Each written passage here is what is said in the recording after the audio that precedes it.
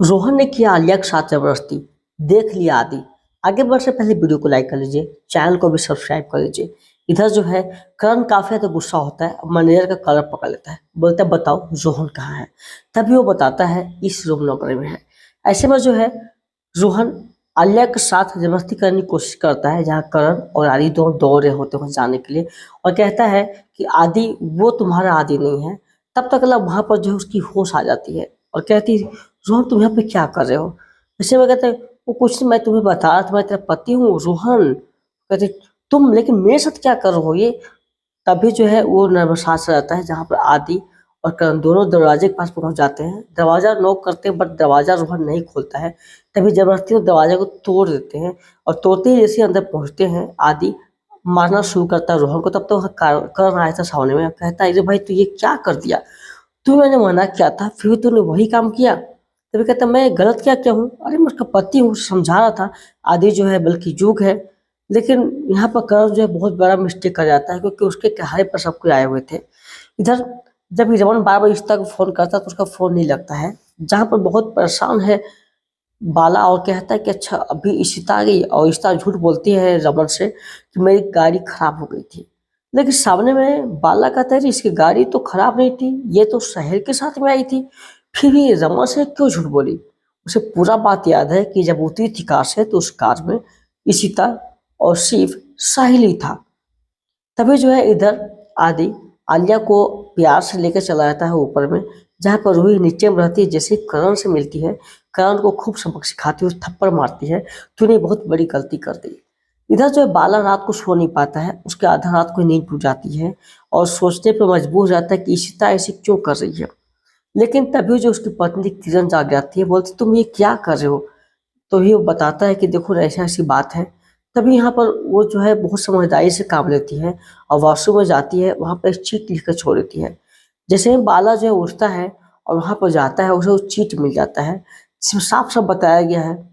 जहाँ पर जो है जिस तरह से रूही गुस्सा करती है, करण बोलता है देखो मेरे को ऐसे इंटेंस नहीं थे, बट गलती हो गई, और हमको नहीं पता था कि रोहन ऐसा कुछ करने वाला है, प्लीज मुझे माफ कर दो।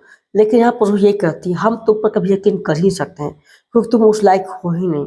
फर्स्ट में भी यकीन किया लेकिन तुम उसको दिलासा तोड़ दिया, फिर भी वही कर रहे हो तुम।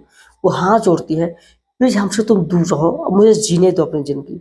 यहाँ पर जैसे ही बाला उस लेटर को पढ़ता है ना, वो हैरान सा हो जाता है, जहाँ पर साफ साफ किरण लिखी रहती है कि घर में जो है चारों तरफ सीसीटीवी फुटेज लगे हुए हैं, हम लोग चाह कर भी कुछ नहीं कर सकते हैं, इसीलिए हमें जितना हो सके उससे सेफ रहना है।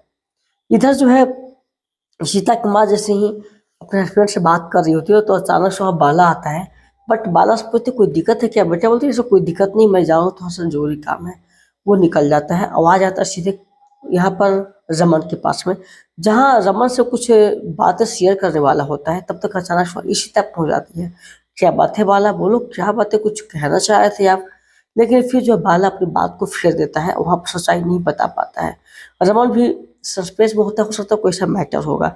ऐसे में जो है बाला फिर भी कहता है कि कुछ बातों को ना लिवड़ा सा देता है, ऐसा कि रमन को भी समझ में आता है, नहीं तो वो इशिता को समझ में आता है।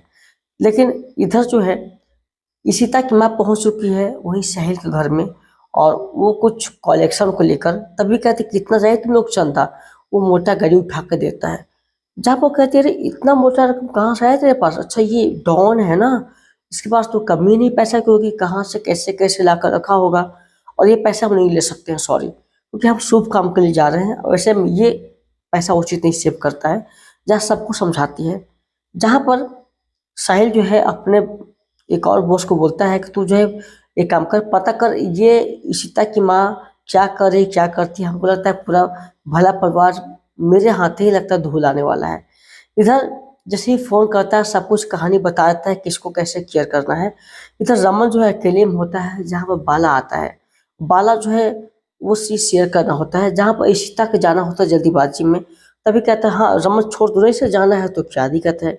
लेकिन इशिता को शक है बाला के ऊपर में। इधर जो है आदि खुद ही परेशान है।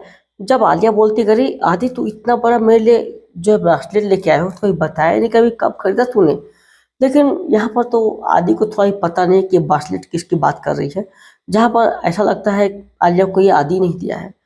यहाँ पर जो है बाला पहुंच जाकर दुकान में, जहाँ पर जो है इशिता चढ़ी हुई थी साहिल के साथ में। तभी वो किसी तरह से डरा था मगर उससे वो सीसीटीवी फुटेज की देखने की बात करता है। तभी वो सीसीटीवी फुटेज देख लेता है और उसे कहता है मुझे मेरे पेन ड्राइव में डाल दो। वो दुकानदार कहता है मेरे पास इसका पासवर्ड नहीं है, मैं आपको आइए शाम को मैं डाल के रख दूंगा।